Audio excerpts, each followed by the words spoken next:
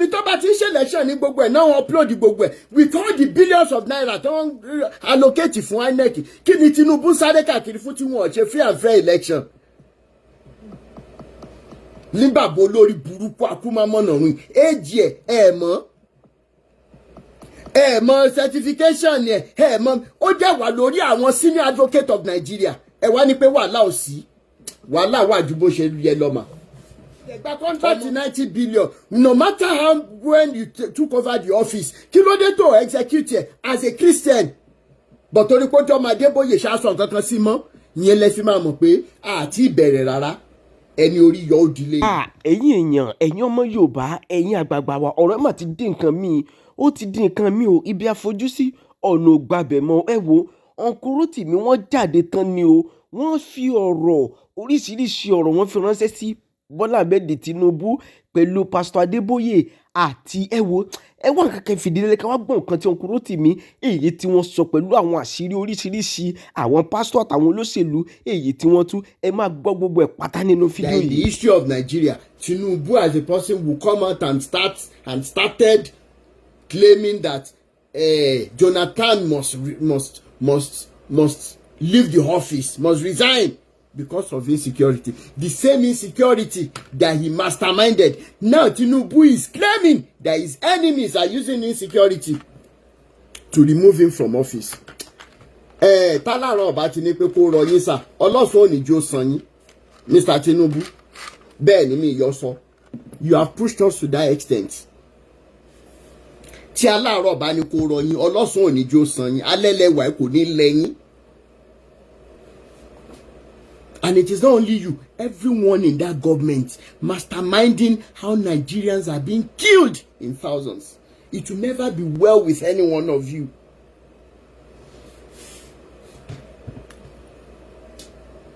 May you reap the wickedness upon Nigeria.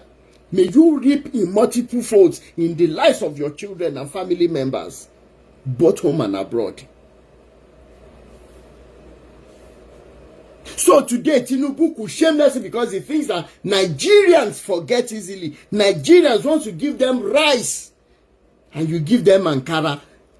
Nothing matters again. And you are right. We deserve the wickedness being measured unto us. That in the history of Nigeria, we will find one entity that will be calling APC. That will be saying, on your mandate we shall stand. And we have not only damaged our own lives, we have also damaged the lives of the children we have not even given birth to. Because of our wickedness and because of our self-centeredness.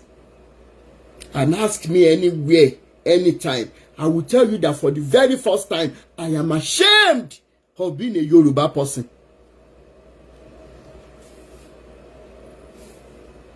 I am so ashamed of being called a Yoruba man.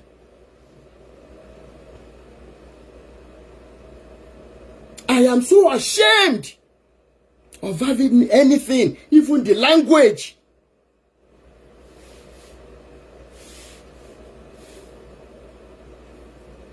So ashamed. And for what it's worth, we are the reason why Nigeria is collapsing, why Nigeria doesn't have peace and will never have peace. Because of somebody's evil agenda, just to be called a president. Look at where Nigeria is today, despite the fact that they are killing people every now and then. Killing us like fowl, like flies. His own agenda is that he wants to run for second term, and the judiciary is there. They keep adjusting papers up and down to accommodate for this madness. It will never be well with all of you. No matter how much any one of you gets paid to make sure that Nigeria is grounded in multiple folds, all your loved ones, they will keep becoming victims of bloodshed everywhere in Nigeria. All of you judiciary, ẹ̀yin bàbá òṣì àti ìyá òṣì ìyára dáradá ẹ̀yin olórí burúkú. What is the usefulness of your education? 5 years in university. I don't know how many years in law school. I don't know how many years of practice that you went for masters, you did this, you did that, only for you to become a senior advocate of Nigeria. Yet all of you are so useless that in the face of darkness, no light can shine forth from you. That a non-entity is now the one using your head to knock each other. All of you should be ashamed of yourselves. If any one of you were to be my dad, I would have gone for a change of name. If any one of you had been my mom, I would have gone for a change of mother. You are not worthy to have the children that you have, all of you involved in this madness. A non-entity came, and because of money, the day I will prioritize blood money, I will prioritize money over integrity. May God take my life, and so shall it be for all of you. The day I will want to accept money, if it is tomorrow, I'm going to accept such money against integrity, against a good name. May God take my life. May I die mysteriously. The day I will collect money without shame. So despite all your years of schooling, so you have a price for your conscience. That in the history of Nigeria, we just told our children that they can begin to forge certifications if they want to become politicians. It will not be well with all of you. As Nigerians are grieving today, they are weeping. They cannot even weep tears again. It is blood we are weeping. And you see all the killings, you see all the kidnappings going on in the nation. Yet, the senators, the House of Assemblies, they cannot come together with the judiciary and say anyone that is caught kidnapping, that same day or the second day, let the judgment be this, and see whether these things will stop or not. But you will not come together except when you want to share evil blood money. It will not be well with any one of you.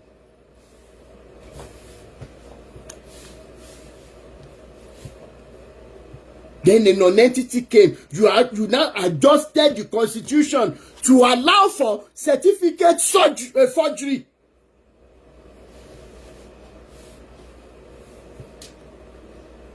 And because you know Nigerians are just educated, but they are still illiterate. You know we are educated. We can speak good grammar. We even abuse one another. We make jest of one another when we don't speak Queen's English. Useless set of people. Why are you sounding like this? This is how to pronounce she. This is not how to pronounce death. Despite all our academic qualifications, both home and abroad, the only thing we cannot decode, the Bible, the Quran, and the Constitution of Nigeria, with which they are running our lives. I challenge all of you that can read and write today. Go and pick the Nigerian Constitution and see that your religious wolves, they all know that Nigeria is centralized on Sharia law. Either you like it or not, I'm saying it today. Go and take that Constitution and see it.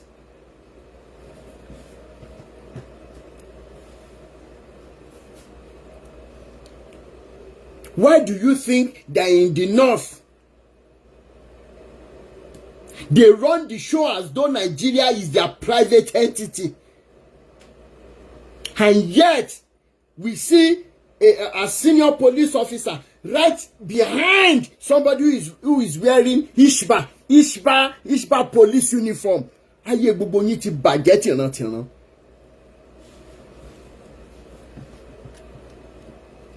Rotimi, if you cannot beat them, you join them. Must I join them?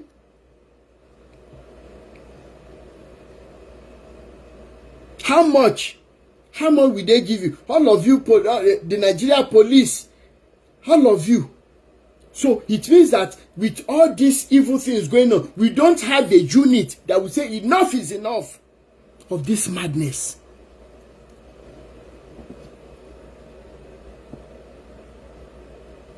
We are asking that enough is enough of this madness. The only thing we are seeing of the current IGP is meeting here and there. They are meeting with this, they are meeting with that, they are meeting with that, they are meeting with this. Yet there is no form of information plan. Because the entity Nigeria Police has been swallowed up by these evil politicians because of lack of conscience. And our Nigeria police men, they carry plates of food for people at the party. When they mentioned common wole wole, how many of you remember wole wole? When they mentioned common wole wole back then, we run inside. Wole wole, sanitation officers. We will run. We didn't even want to hear of police. Despite the fact that we are afraid of them when we hear of them. We know what they stand for then. Integrity. Look at what Nigeria police is meant to arrest thieves. Yet politicians that are stealing in billions have been protected by the same person. By the same entity that should be arresting armed robbers. Make it make sense to me.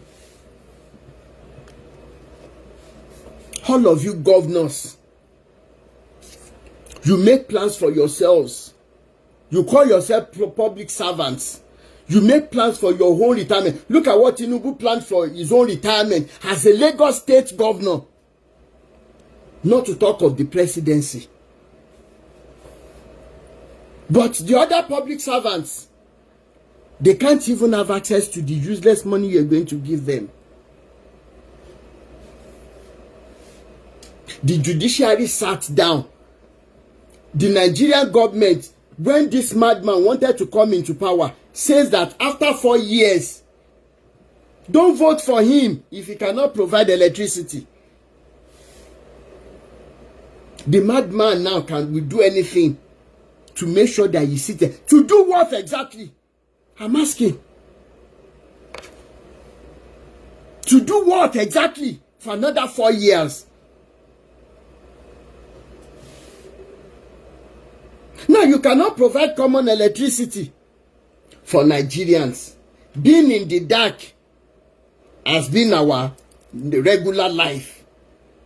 Such that when we're watching movie in Nigeria today, and there is light for 45 minutes, 1 hour into the movie, we are afraid. You have given us psychological problems. Ìrandíran yóò dẹ̀ ní nísìnyí. Wọ́n máa múná lọ. Ibi tá a bá dẹ̀ ti ń sọ lọ́wọ́, PM, I expect a lot of Jen ọ̀hún náà sìn. So many people have it. But they can't even afford petrol into it. How much more are you expecting Nigerians to cough out to make sure that all of you evil politicians steal enough that will kill your children in your own presence?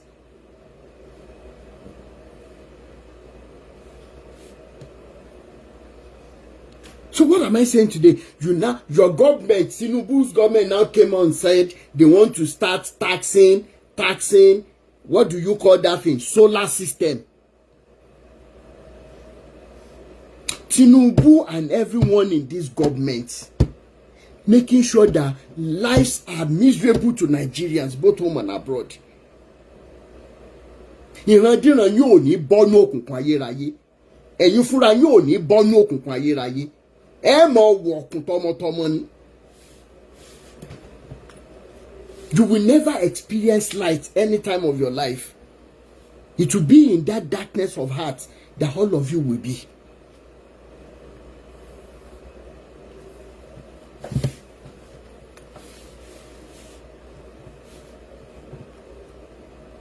Kílódé?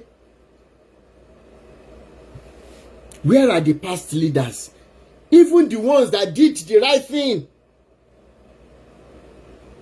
We still talk about them today in the little they have done. And it's as if when you people come into that power, there is one evil water you drink. to make sure that you don't see Nigerians as human beings again. You see us like even worse than your animals, lesser than your pets at home. Ẹ̀yin olórí burúkú politicians ń fi millions ra oúnjẹ fájà yín, ọmọ Nàìjíríà ò rí 1,000 naira jẹun. Gbogbo èso tó bá jáde lára yín, ebi ò mọ̀ pa wọ́n kú ni. Ògún ò mọ̀ fẹ̀jẹ̀ wọn wẹ̀ ní Ṣàngó ò mọ̀ sáàrà pa wọ́n ni. Gbogbo yín pátápátá.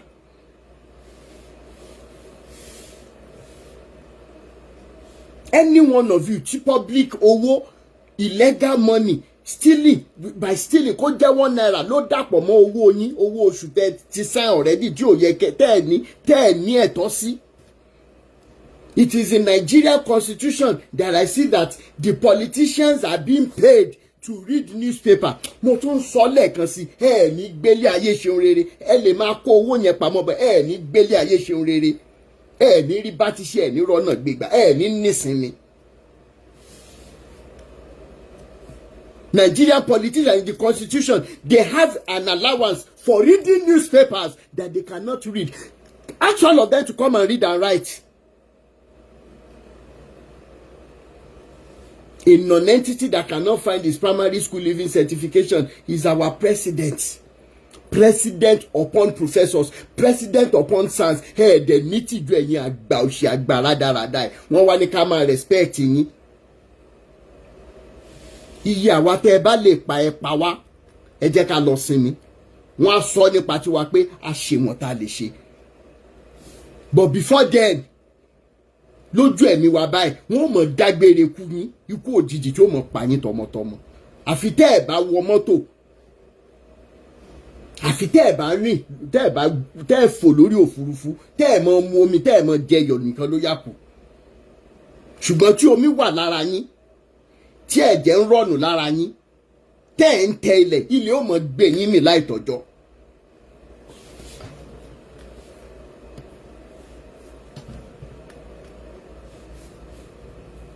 So when it comes to Nigeria police force, the root causes are there. It is an intentional plan by the government to make sure that we're not in association with them. When we see them, we hate them with passion. And it's not supposed to be so.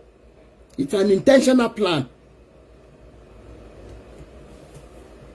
And it is now the worst of it all is the regime of this Bola Tinubu.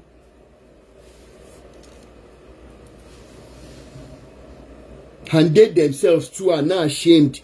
For those of you who don't understand English, don't be angry. There are some things, it is only in movie they bite one another, they say ouch. Emeka Eke we bite Genevieve, you say ouch. Oh, no, Ramsinua we bite Omotola Jalade Ekende, ouch. But in real life, Enyo, that is why I'm seeking my language.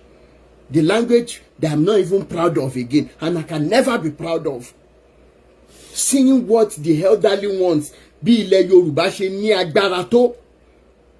Orúkọ tán ń pè gbà mí tí orí ẹni ń wú. Orúkọ Yorùbá tán ń pè gbà mí báyìí tó lúwẹ̀ ń kápá sókè. Because of what past Yorùbá wonderful people have done. Ọmọ àlẹ́yìn ti dàgbà tán ẹ ti wéyìn gangan báyìí, ẹ wo bí tẹ́yìn ìran Yorùbá, ẹ wo bí tẹ́ bá wà dé. Torí ìjẹkújẹ, it is in Yoruba tribe that I know that 10 people will be planning a particular project. Let's execute this, let's do this, let's form this. 9 years, 6 months into the planning, because of money, because of ìmọ̀tara-ẹni nìkan, because of jíjẹra ẹni lẹ́sẹ̀, because of ṣé wọ́n ló wá fẹ́ dádé yìí, because of ṣé wọ́n ló fẹ́ tó báyìí láíláí, because of money. Ìran Yorùbá within 6 months tó kù wọ́n wá ba iṣẹ́ 9 years 6 ẹ̀yin àgbálẹ̀ Yorùbá ẹja mi tí n bá parọ́ náà. Ẹja mi tí n bá parọ́ kò láwọn àgbà Yorùbá òṣì tó sọ pé kí díyà mọ́ jolo àwọn ẹ̀yìn ẹni. Abáta bárọ̀bá náà. Díyà mọ́ jolo àwọn ẹ̀yìn àgbà olórí burúkú. tẹ́ bá dẹ̀ ti ń lọ sí Aso Rock nígbà yẹn pépà lẹ́ máa fi bojú pẹ̀lú góòjú báyìí tẹ́ máa fi wọbẹ̀ bẹ́ẹ̀ dẹ̀ ṣe ń jáde ní bá Ghana must go tó ń lóyún tẹ̀lé yín jáde. ìran Yorùbá ìran òfò ìran rádarà àfi tẹ́lẹ̀dùmarè bá kàn gbà wá ló yàkù bá a ṣe níyì tó bá a ṣe ní ọpọlọ tó. ẹ fún mi níran kan ní gbogbo àgbáyé tó tún lọ́gbọ́n bí ilẹ̀ Yorùbá kí n mọ̀ bá yín hágìw kí n mọ̀ gbé ìtàn jáde fún yín nípa tọ́lọ̀ fi bless wa nílẹ̀ Yorùbá. ṣùgbọ́n ìwà nù wa náà tó bá dẹ̀jẹ̀ pé tán ni pé ẹnìkan gbé wa ṣẹ́ pé àní gbọ́ra wa yé tí làlá ò fi lu kọ́lẹ́dùmarè jọ kó dáríjì wá torí àwọn ọmọ tá à ń bí tí ò mọ́wọ́ tí ò mẹsẹ̀ yìí. àwa dẹ̀ ni wàhálà ilẹ̀ Yorùbá yìí. tí ó bá jẹ́ bẹ̀ wèrè ká jáde pé òun ń jà fún ilẹ̀ Yorùbá tó jẹ́ pé àgbẹ̀yìn bẹ bọ́jẹ́ ní gbogbo wọn lẹ́yìn àwọn tán pa káàkiri pẹ̀lú àwọn tán gbowó lọ́wọ́ wọn both home and abroad.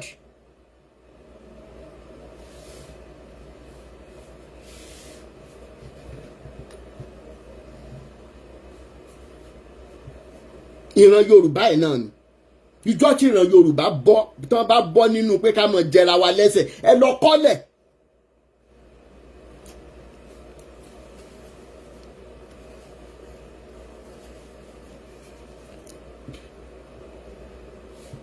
Say it anywhere that one stupid boy said that for Nigeria to have a way forward will be the day that the Yorubas will become less selfish and will become less self-centered. Torí wọ́n nílé láti kẹ́sọ̀ lóde. What is the usefulness of our brain, of our IQ, of our intelligence when there is no love for humanity?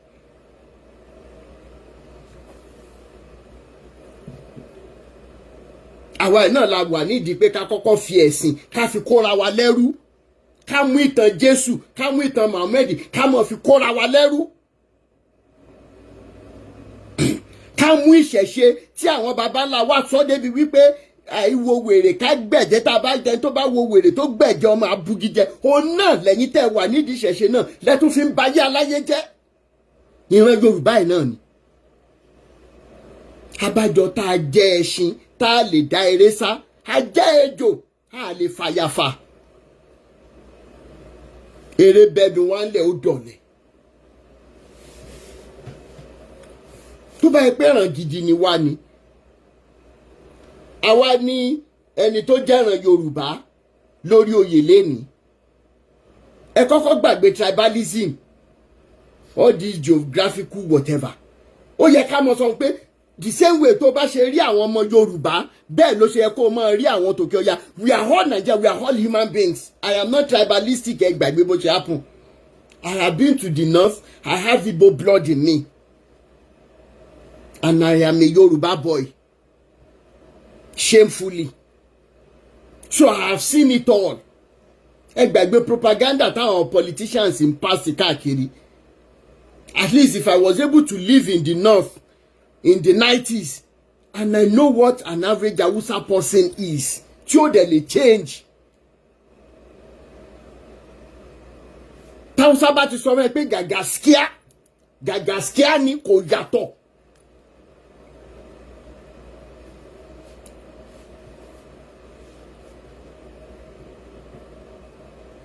tó bá kí ẹ pé Sànúdè haiki ó kúṣẹ́ ó ń ṣiṣẹ́ ló ń jẹ́ bẹ́ẹ̀.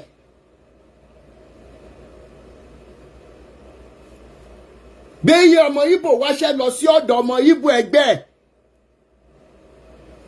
tán bá ti jọ sọ Chineke kedu ọdún ma gbogbo yòókù parí. ṣùgbọ́n àwọn Yorùbá yìí torí wípé kẹlòmíì má bàa gun òkè ẹni tó lọ mú sẹtífíkẹ́ẹ̀tì bá òun ló bu ìlà sí ẹ̀kẹ́ yìí o pẹ̀lú òyìnbó wèrè tó ń jáde lẹ́nu wọn ò tí ì ní nǹkan tán fi sẹtífíkẹ́ẹ̀tì ẹ ṣe nìyẹn. ẹ já mi tí n máa ń parọ́ òtọ́rọ̀ délẹ̀ ká sọ fúnra wa. gbogbo ẹ̀yin olórí burúkú tẹ́ ẹ sọ̀rọ̀ àǹdí ìjọba ẹ̀ torí ìjẹkújẹ torí ìmúkúmu torí ìjẹkújẹ tẹ́ ẹ fẹ́ jẹ́ torí ẹ ti mọ̀ pé orúkọ Tinubu náà máa dá ẹ wo advice tẹ́ ẹ̀ fún bàbá yìí torí pé òun náà fúnra èèyàn burúkú náà dẹ̀ ni.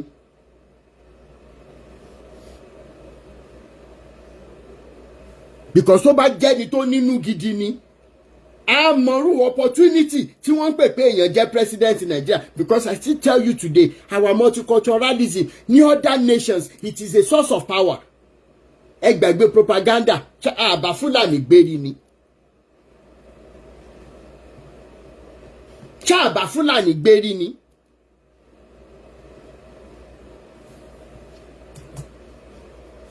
Tó jẹ́ cohabitation wa tó mú àlàáfíà dání tẹ́lẹ̀ òun lẹ́yìn politicians rádaràda ẹ wá sọ di tá a fi ń para wa. Àti tó jó lórí burúkú nínú yín tó yẹ pé ìyá ìgbé oyún ẹ̀wà láti ilẹ̀ Haúsá yẹn náà ni o tó ń claim ọmọ Yorùbá àti tó lọ ilẹ̀ Ìgbò tó ń claim ọmọ Yorùbá gbogbo yín wá ń ṣòṣì bí ẹran aṣẹ́wó. Ṣé bẹ́ẹ̀ ni problem wa pọ̀ tó Nàìjíríà ni? Kí ni problem ẹja ti ẹ̀dálẹ̀ lẹ́nìkan tó ṣá kí ni problem wa gan Nàìjíríà? If it is because of these resources, just like poverty brings some families together, they are always sharing things together. They are always doing things together.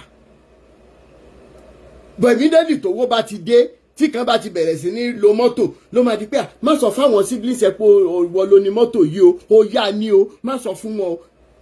A máa bẹ̀rẹ̀ sí ní separate. Tó bá jẹ́ pé nǹkan tó ń play out ní Nàìjíríà yẹn k'Elédùmarè gan tiẹ̀ bá wa pa gbogbo resources sí irun kó fi oko sílẹ̀ fún aka padà sóko. So many of you missed what I meant by saying that kọ́lọ̀ ń ká àánú ẹ̀ kúrò lórí wa. Àánú yẹn ti pọ̀ jù lórí Nàìjíríà. Ó jẹ́ one reason tí mo fi máa ń sọ pé Ọlọ́run wà. Torí tí ò bá sí Ọlọ́run ni ní ìkánú wa ní gbogbo àwa táwọn wòra wa ìkánú wa ìkàtà ní sọ́mọlàkejì kò yẹ ká wà lórílẹ̀ ayé mọ́ ṣùgbọ́n àánú ẹ̀ la rí gbà.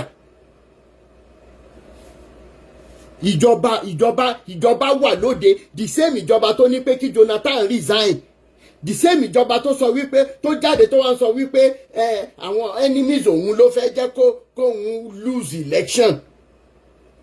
Wọ́n ní wọn ò fẹ́ nílùú Tinubu òun dá orin tó bá dá tán ta ló fẹ́ bẹ́ẹ̀ gbé. Tọ́ba mi òkè bá dẹ̀ fẹ́ kẹ́yìn sí adarí kan mẹ̀kúnnù ló máa kọ́kọ́ ní kó máa fìyà jẹ. Ó ti fìyà jẹ mẹ̀kúnnù Nàìjíríà lónìí. Àwọn ọ̀yà tí ò mọ́wọ́ tí ò mẹsẹ̀ tó ipá wọn gan-an tún tọ́jú ọmọ wọn ò róúnjẹ fún ọmọ gan mọ́ báyìí. Àwọn ọ̀yà yẹn ti ń sunkún báyìí. Àwọn abiyamọ ayé ọ̀tọ̀run wọ́n ti dìde báyìí. Gbogbo ògùn tẹ́ bá wù kẹ́ lè lọ́mọ sà àwọn abiyamọ òde ọ̀run àwọn alálẹ̀ ilẹ̀ Yorùbá wọ́n ti dìde tán máa jàn yín ní pọ̀pá lẹ́yìn àgbà òṣì àgbà olè àgbà játijàti. Àwọn alálẹ̀ ilẹ̀ Yorùbá wọ́n á dìde wọ́n á gbèjà wájà fáwa tá a fẹ́ kílẹ̀ Yorùbá ní mínì. Tá a fẹ́ jẹ́ kọ́mọ Yorùbá náà Nigerian person kan rọwọ́ fi sẹ́nu káyé jíjẹ lírí mọ́.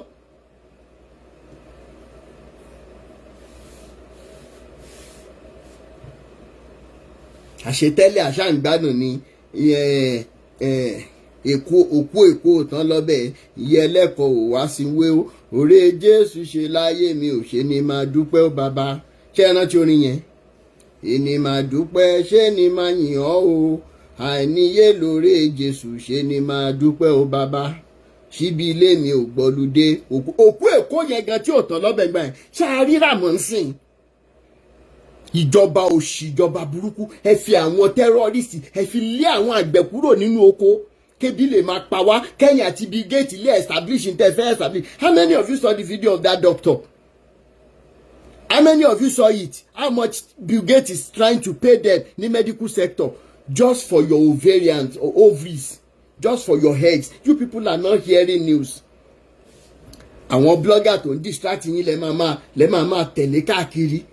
Ẹ máa wá compare èèyàn méjì. Àwọn kan ti gbéra wọn lẹ́lẹ́jọ́. Ṣé ẹ rí i pé bàbá yìí lágbára gan, ó nípò gan, ó ṣe kinní kan gan? That is your distraction.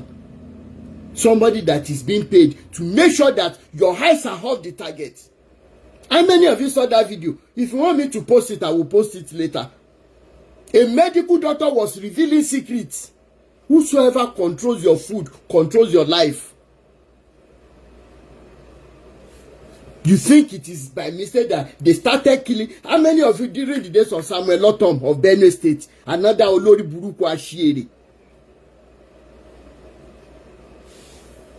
another Ashiere, you were stealing government money, hiding cars up and down, and you know, Baba, you then you go, then you do they remember your name again today? Samuel Otom.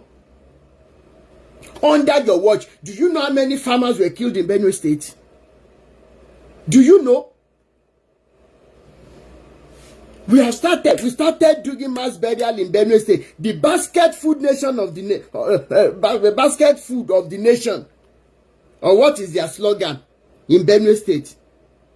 Why Benue State? What exactly do they even have in the northern area that the killings are so much? Why is it that nobody talked about what Mustafa said on Berekete Family Show a few years ago?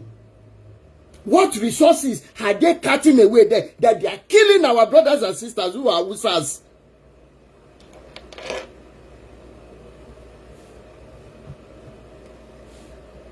Because there is no way we won't be begging for GMO food. Lẹ́yìn ìjọba olóṣì ìjọba ládàá eléyìí tẹ́ ń jí nílé òtó yín. Ẹ tún gba owó lórí àwọn ọmọ Nàìjíríà pé kẹ́ ẹ bá tiwa jẹ́. Elédùmarè ò ní fire fún yín.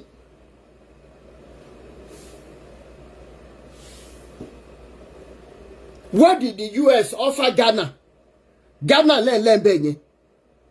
Offering Ghana billions of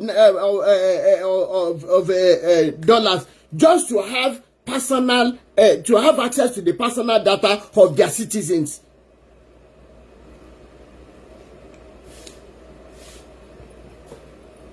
President John said, never take your money away.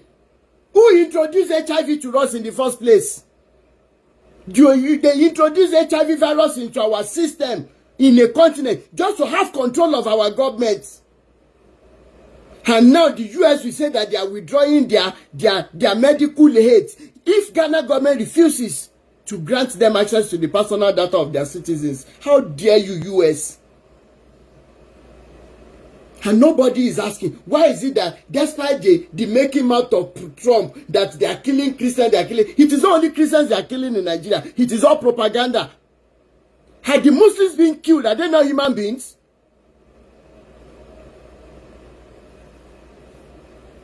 Who is going to probe past administration for what they did in Africa, even what they did in Nigeria? And why is it that the killings are not something important to the US government again? Or have the killings stopped?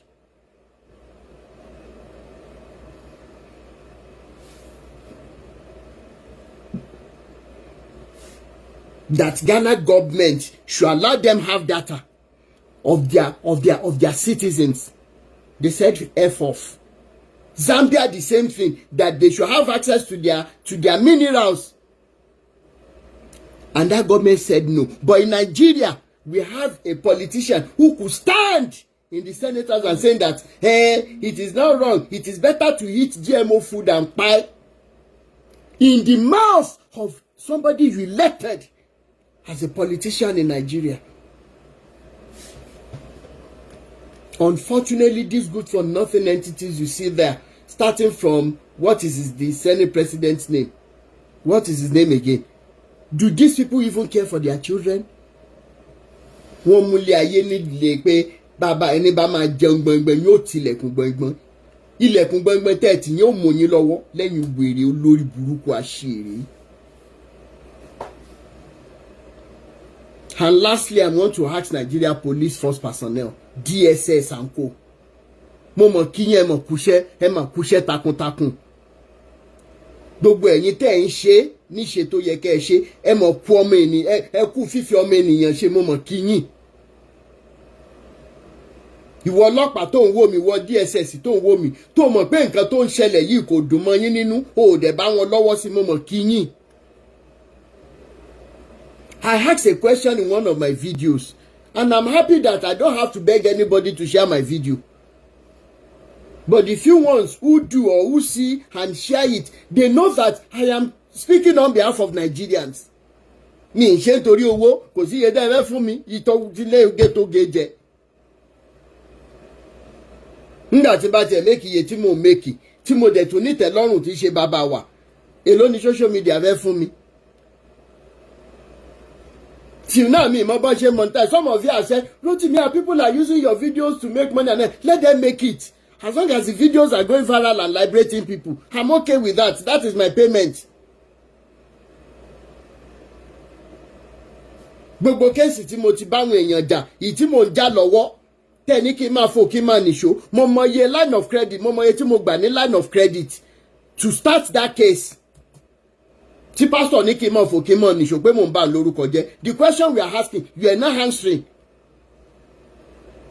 But if I get my promise, I don't go back on it. It is difficult for me to promise for people who are very close to me. I watch my words when it comes to promises. I would rather not promise and do something than promise and not do it. I had to travel all the way to go and see the lawyer. Okay, let's start. And when I tabled the case before him, go and ask anybody. Ní Canada, only iye tí wọ́n ń pè it, only iye tí lawyer máa gbà lọ́wọ́ as retainership.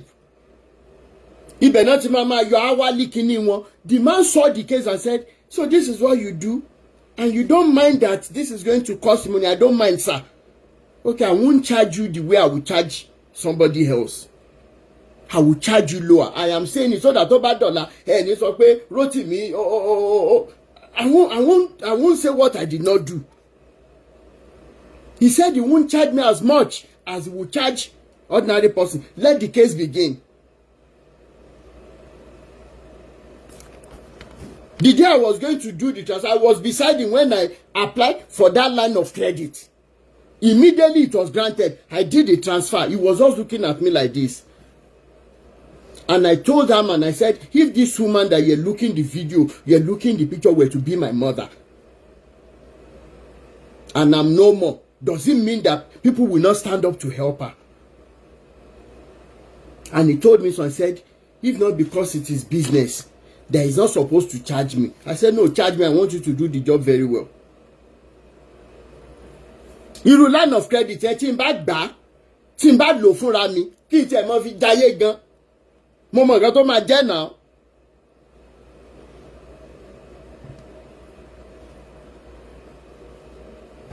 And like I said, if I post the voice note of my brother, who I told, I said that, ilẹ̀ tí à ń sọ yìí, ó yá lọ tà. Rotimi ṣe bẹ́ẹ̀ ti ní ẹ fẹ́ lò gbé kíní irọ́ afẹ́ta mo fẹ́ fi sanwó lọ́ọ̀yà. Ẹni tó jẹ́ secretary mi wà lórí ètò lẹ́yìn ó mọ̀ tí mò ń sọ. Kí láǹfààní ilẹ̀ tí mo ní tí wọ́n deprive èèyàn ní justice? Táyé Nàìjíríà bá ti wá bàjẹ́ débi wípé irú kéèsì bẹ́ẹ̀ yẹn ẹ wá ní pé ẹ wá dànù ẹ ní pé kò sọ̀rọ̀ ọ̀bẹ ẹ mọ̀ fún ẹ mọ̀ nìṣó àfi tí ò bá sí Ọlọ́run lókè àfi tí ò bá sí àwọn alálẹ̀ ilẹ̀ Yorùbá bẹ́ẹ̀ ló ló yà kù àti wọ́n tó máa wá gbérú ẹjọ́ yẹn bá ní ẹ lọ tà. Inú mi dẹ̀dùn pé láàrin ọjọ́ méjì mẹ́ta ta ilẹ̀ yóò yá ẹ ṣe transfer lọ́ọ̀yà ẹ mọ̀ báṣẹ́ níṣó. Mi mú nǹkan kan wá sáyé, mi mú nǹkan kan lọ náà. But if this fighting for people to get their right is what my life is all about, so be it.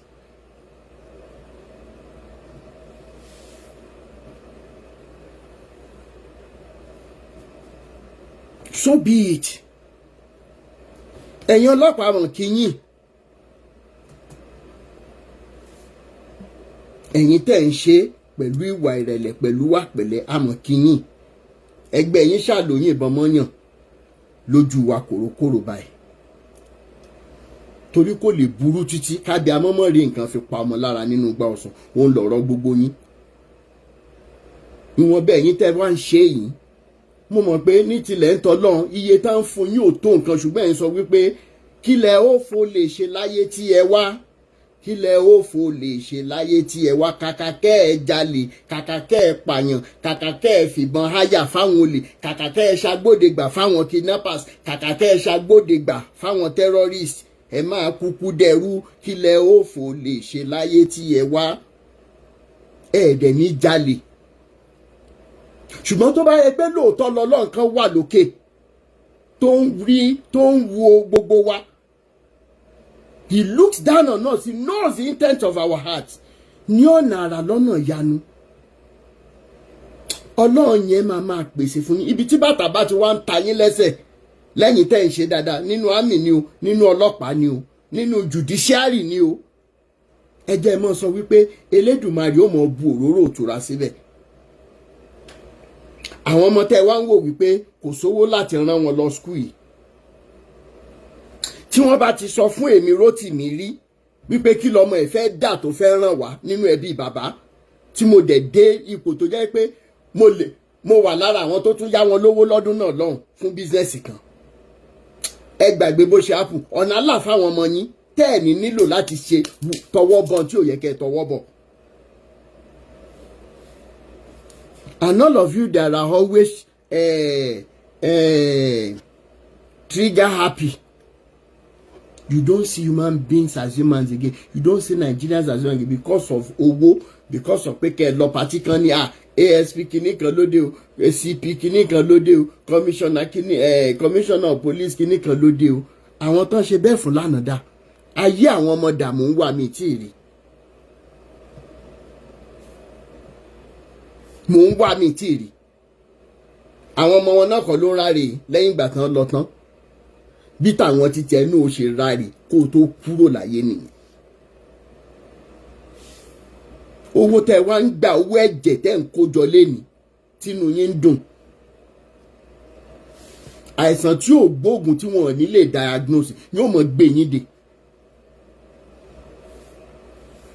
yóò mọ̀ gbé yín dé. Gbogbo ẹ̀yin tẹ́ wá wà níjọba, tẹ́ ń ṣe wá ṣìgbàṣìgbò, tẹ́ ń ṣe wá jakujaku because of your own personal ambition over the survival of a nation. A mọ̀ pé omi ara àtẹ̀jẹ́ yín ti ń gbé yín dé already. A kàn fẹ́ jẹ́ kọ́ lọ́run tún lọ rẹ̀ mí yín káyé yín lè bàjẹ́, kí bànújẹ́ ayérayé tó lè gbé yín dé ju bó ṣe yẹ lọ ni. That is the only reason why you all of you will be alive. It's not for anything good.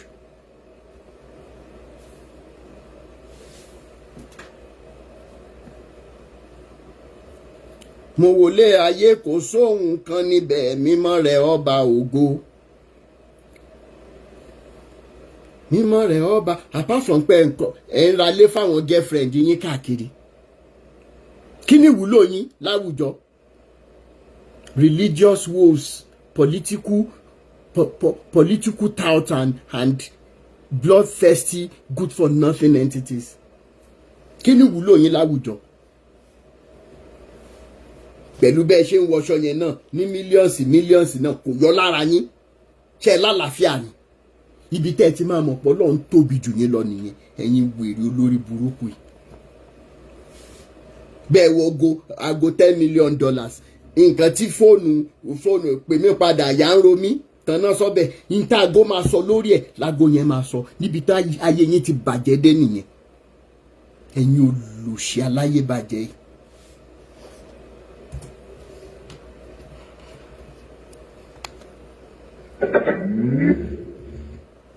Bluetooth mode.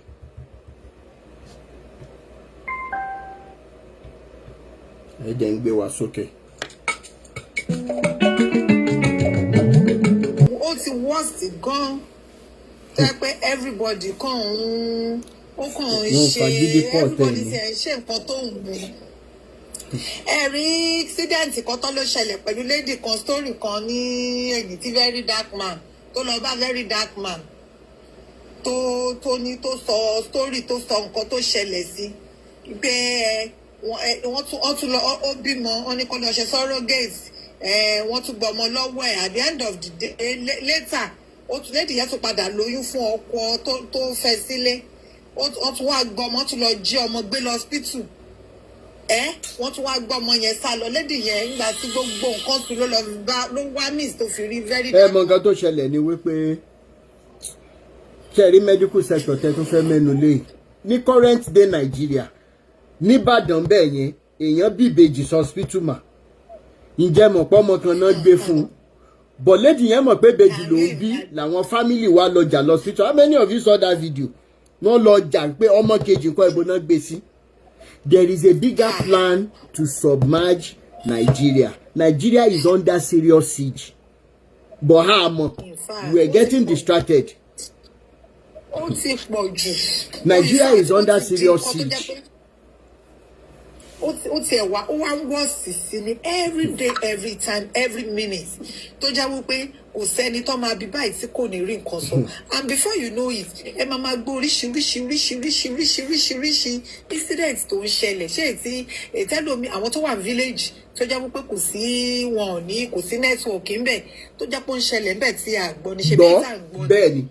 And kò sí nǹkan táwọn leaders wa kò sí nǹkan tẹ́nibọ́dì ó kì í sì yẹn wo epo látòrí problem epo ìgbà tí epo wà ní 800 kò sẹ́ni tó rí nǹkan kan sọ ó kúrò ó bọ́ sí 1000 kò sẹ́ni tó rí nǹkan kan sọ ó yá ó bọ́ sí orí 1300 350 400. ok ẹ dúró náà sísà mi ẹ jẹ́ fún yín lẹ́yọ̀ kan.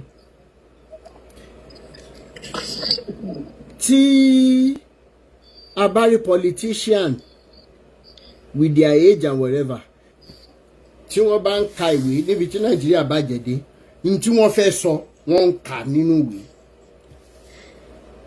a máa pàtàkì pé ẹni ìbílẹ̀ á ti gbàgbé pé nígbà táwa gan kéré pẹ̀lú àwọn ọmọ wa àkọsórí oríṣiríṣi ló wà tọmọ mi máa ka nǹkan for 20 minutes nínú debate teachers are better than bankers are better than doctors and everything tọmọ máa sọ̀rọ̀ tí inú wa máa dùn kẹrẹkẹrẹkẹrẹ a wá sún débi wípé irú Tinubu tá tiẹ̀ wá ní mo fẹ́ sọ pé kẹ́ lè mọ ibi tí wàhálà wa wà ní o. Tinubu cannot stand for 20 minutes kó òun kàwé number 1. Number 2 ni wípé àwọn wo ló ń ka ẹ mọ̀ pé tí contract tí wọ́n bá tí 2 people bá fẹ́ sign contract ẹ wo common kí náà ń pè real estate contract ẹ wá dúró ìwé tán máa fún yín tó jẹ́ wípé tí nǹkan kan bá ṣẹlẹ̀ lọ́la tẹ́ bá fẹ́ gbowó yín padà wọ́n sọ pé ṣé ẹ̀ka page kìíní kan ẹ̀yin lẹ́ máa sọ pé ẹ̀ka. Now bring that into contracts that should exist between a nation Nigeria and International Monetary Fund or World Bank pé wọ́n fẹ́ yáwó or between Nigeria and China. Who helps Tinubu to read and digest and interpret those contracts? In fact, before he will say that òun sign pé ẹ lọ ṣe. Are they reading it? Are they not primary school certificate holders? When university graduates, master's degree holders, PhD holders are there. None. Ẹ wá ní wípé káyé Nàìjíríà ẹ wò wọ́n ti ta Nàìjíríà gbàgbé. Ó tiẹ̀ ti wá worst gan. Ó worst gan. Tẹ́ bá pàdé ẹlòmíì báyìí even kò kẹ́kì níta sìn. In fact, mo kí èèyàn kan lẹ́yìn pé sister o ẹ patronize mi. Tẹ́ bá rí bó ṣe ṣe sí mi. Mo ní ẹ má bínú o. Ẹ má bínú mo understand. Ló bá tún ní kí ni mo understand. So frustration. Ó ti ara kan àwọn èèyàn tó jẹ́ wípé tí ẹ bá rí ẹlòmíì.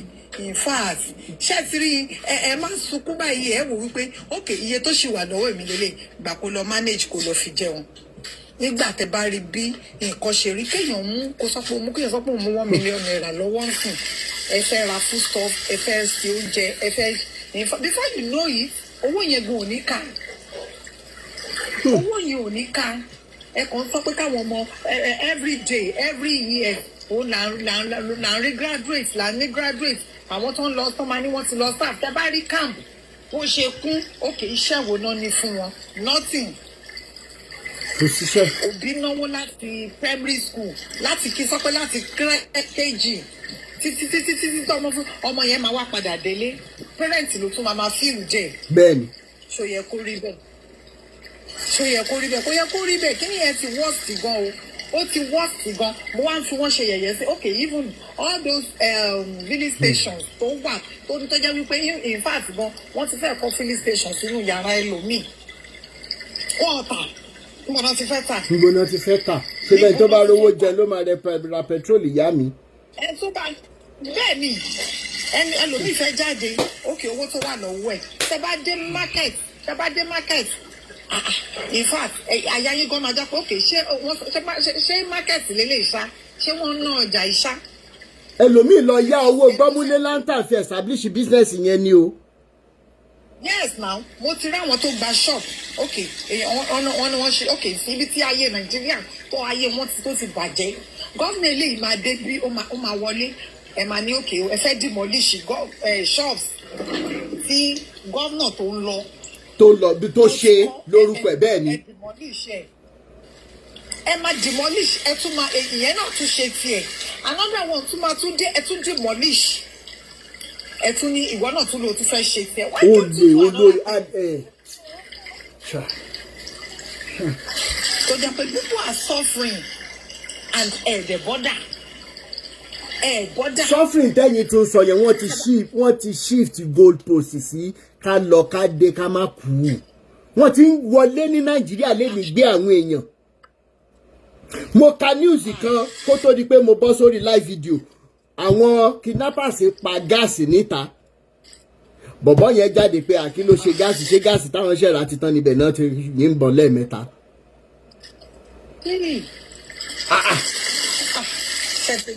And this evil government blinks no eye. And ìyá mi wọ́n láṣọ tó kángun ṣẹ́gun náà ń pè ní jẹ́pẹ́. Àwọn bàbá Adeboye tó jẹ́ jẹ̀pẹ́ àwọn èèyàn tí wọ́n ń control millions tán jẹ́ káwọn èèyàn jáde before kó tó le tó báyìí. Ṣé wọ́n jáde ìgbà tí mo sọ̀rọ̀ ní 2 years ago pé bàbá lẹ́nu yẹn ń sọ wípé spiritual problem ní Nàìjíríà ní kóró gbá lẹ́nu yín lẹ́yìn bàbá òfò ẹ̀yìn bàbá rádà. Ṣé bí mo mọ iye èèyàn tó bú mi? Ṣé bí mo mọ iye èèyàn tó rán mi sílẹ̀? Ṣé èmi tá rán sí lẹ́sìn ṣé mo lọlé? Ta lọmọ lọlé lọ gbèsè wá nísìn? Bàbá yẹn tó ti wá jáde ń sìn mà bàbá sọ pọ́lọ̀ ti sọ fún ẹni tó máa jẹ president Nàìjíríà ní 2027 ní bàbá Adeboye tẹ̀ rí. Ó ti parí báyìí.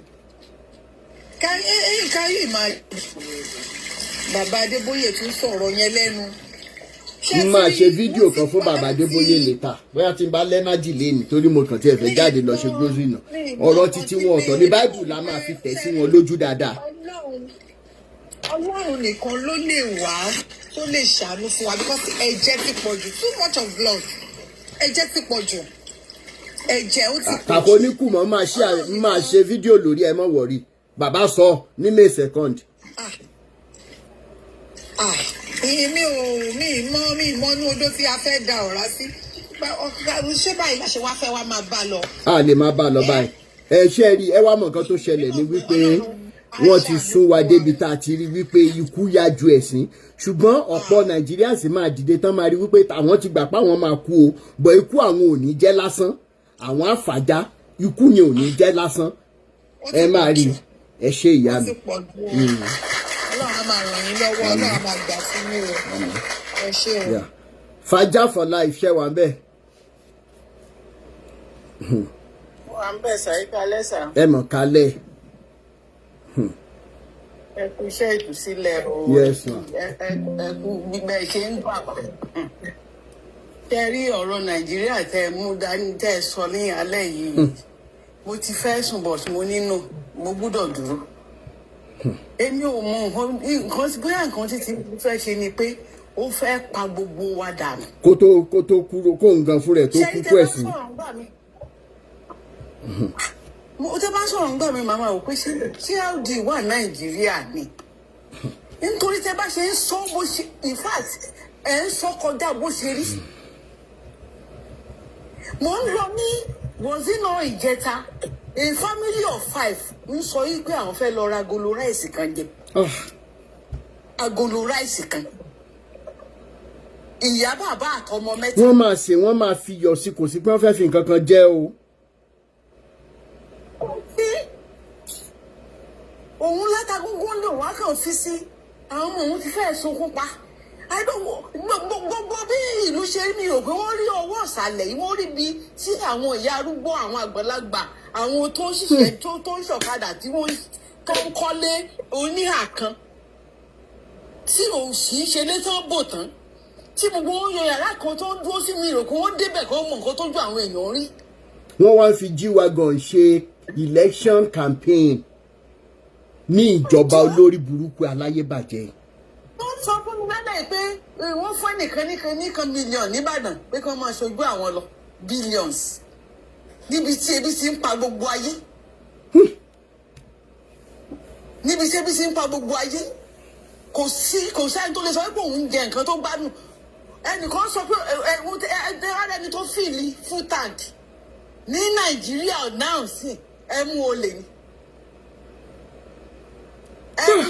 ni kò sẹ́ni tó ń tà ẹ sọ pé káwọn ọmọ kan ṣe ọwọ́ mọ́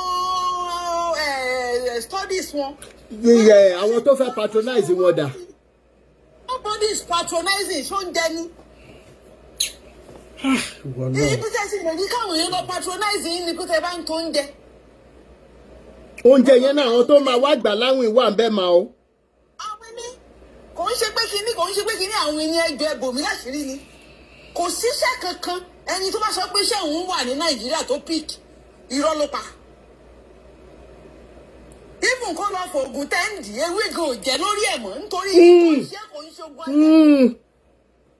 ogun ayé kọ́ ló ń ṣe ogun Nàìjíríà ni bó ṣe kò jẹ́ mọ́.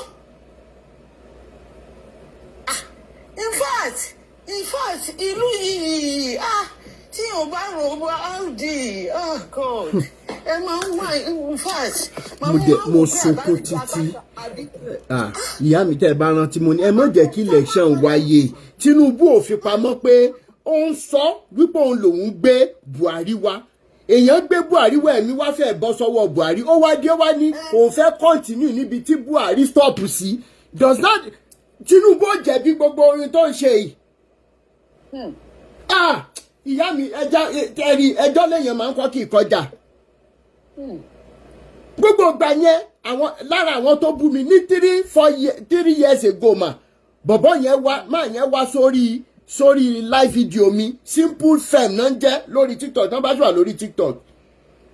Wọ́n ní bí mo ṣe máa ń ṣépè fáwọn tó support gọ́ọ̀mẹ̀ntì yìí pé ó máa ń ka àwọn o kí n jọ o pé àwọn fẹ́ open website fún mi lọ́fẹ̀ẹ́ lófò.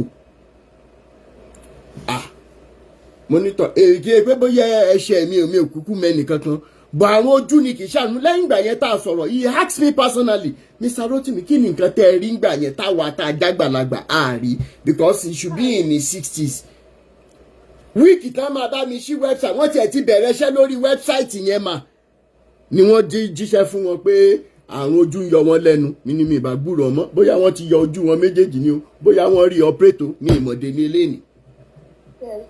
mo dẹ̀ ń sunkún gbà yẹn mo ní ṣé ẹ rò pé Rotimi ń jà fún ni Ọlọ́run má mú wa nílùú tí mo wà ìwọ̀nba iṣẹ́ tí mo ti ṣe látọdún tí mo ti wà ń bíbá ìyá mi tìrógó mi máa yọ aṣọ ni ò ní rà mo ti ṣiṣẹ́ employment insurance sílẹ̀ àwọn tó wà lábúrọ̀dì mọ́ tó ń jẹ́ employment insurance ìjọba máa bọ́ mi food bank tún wà ń bẹ́ẹ̀ màmá jẹun ìwọ̀nba aṣọ tí mo dẹ̀ ní mi jáde ga sí mọ́ màmá yọ síra wọn kọ̀ọ̀kan kò dẹ̀ ní ìdẹ́ lọ pátí ìyẹn bá tún kúrò ń bẹ́ẹ̀ mọ́tò tí mo dẹ̀ ń lò mọ́tò 2001 ní bá ń gbọ́ṣe ọkọ̀ ni ní bá ti répo kékeré rà sí màá ṣeré jáde màá padà. mi ń ṣara àwọn tó máa fẹ́ jẹ́ kí òṣì wà Nàìjíríà pé tí n bá wá sí Nàìjíríà kí n lè máa oppress kárìn kápọ̀ yíyẹ ló ń yẹ ni lèmi ń ṣe. mi ń ṣe gẹ́gẹ́ láti oppress anybody all I'm asking for is a better Nigeria and I'm not asking for too much. inú inbox mi ti kún mi ìdáhùn èèyàn ló mọ̀ because àwọn èèyàn náà ìyá mi àwọn lè máa help tán wọ́n máa wà lábẹ́ pósì tán tí ń bú Awíkoko tán máa má dábọ̀ bọ́ ẹ̀ lọ antichrist ni ok Christ tẹ gbé dání ẹ jẹ́ kó wá help wa kémi gan lè fàyè mi fún un wọ́n tún sá sẹ́yìn alágbára ti di ọ̀lẹ ọlọ́gbọ́n ti di òmùgọ̀ ní Nàìjíríà. Ìjọba Tinubu ti jẹ́ kí àwọn baálé ilé máa jẹ ìdí ìyàwó wọn mọ́mọ́ mí nínú ọ̀rọ̀ yẹn. Tí àwọn àgbàlagbà bá sọ pé Ọlọ́run má jẹ́ kí ọkùnrin jẹ ìdí ìyàwó ẹ̀, ìyá mi kì í ṣe àdúrà mọ́ ní Nàìjíríà lẹ́yìn ó ti ń gbà. Women are leaving their houses to sleep with men because they must feed their children. The husband knows, but he cannot do anything.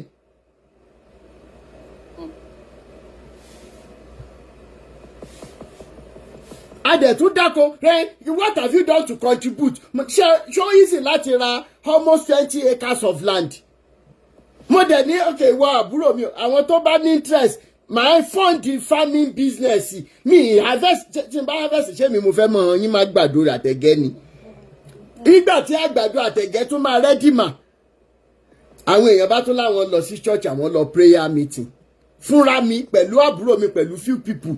Lájọ ṣe harvest yẹn ní 2022. Ẹ wá ní pé kí ni mo contribute. Rice tara sínú mọ́tò jọ́nà lọ́n pa máa há fún wọn. Àwọn ará àdúgbò la há fún later.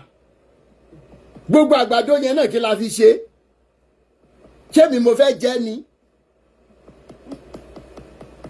Táíwò Òjó ní special program kan àwọn ò gbọ́dọ̀ máa lọ síbẹ̀. As against iṣẹ́ tẹ́ máa ṣe tẹ́ máa rówó. Ìyá mi ẹ gbàgbé, we deserve worse than it's happening to us now. Àfi tá a bá fẹ́ sòtọrọ fúnra wa. Torí pé àwa fúnra wa ìka èèyàn ni wá as Nigerians.